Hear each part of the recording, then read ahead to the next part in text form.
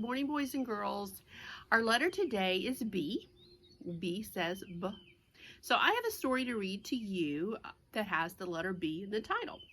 It is part of our Frog and Toad Treasury book. So it's one of the stories in this book, and it's called A Lost Button. So which one of those words starts with the B sound? Button, that's right. So we're going to read about Frog and Toad's lost button.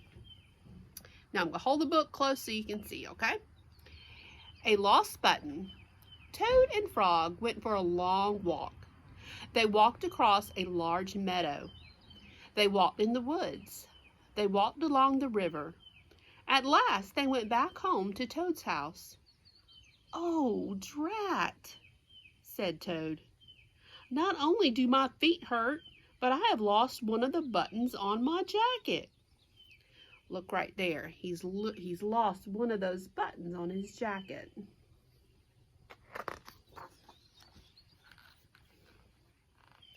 "Don't worry," said Frog.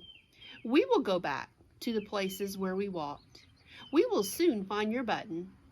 They walked back to the large meadow. They began to look for the button in the tall grass. "Here is your button," cried Frog.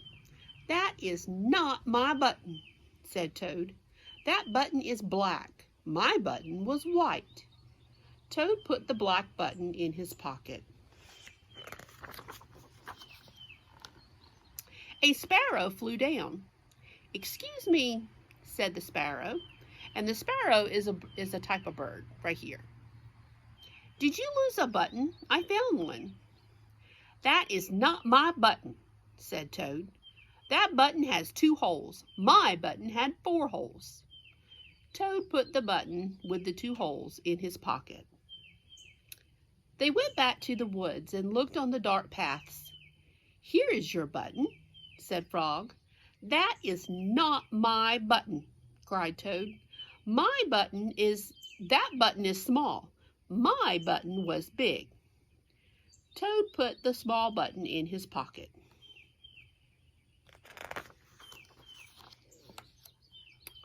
A raccoon came out from behind a tree. "I heard that you were looking for a button," he said. "Here is one that I just found." "That is not my button," wailed Toad. "That button is square. My button was round." Toad put the square button in his pocket. Frog and Toad went back to the river. They looked for the button in the mud. "Here is your button," said Frog. "That is not my button," shouted Toad. "That button is thin. My button was thick." Toad put the thin button in his pocket. He was very angry. He jumped up and down and screamed, "The whole world is covered with buttons, but not one of them is mine." Toad ran home and slammed the door. There, on the floor, he saw his white, 4-holed, big, round, thick button. "Oh," said Toad, "it was here all the time. What a lot of trouble I have made for Frog." So his button was at his house the whole time. He didn't lose it on his walk. But he was feeling bad because he made his friend upset. Toad took all of the buttons out of his pocket. He took his sewing box down from the shelf. Toad sewed the buttons all over his jacket. The next day, Toad gave his jacket to Frog. Frog thought that it was beautiful. He put it on and jumped for joy. None of the buttons fell off. Toad had sewed them on very well. So because of the fussing that Toad was doing, he felt bad for how he treated Frog. So he sewed all of the buttons that they found on his jacket, and then he gave it to Frog.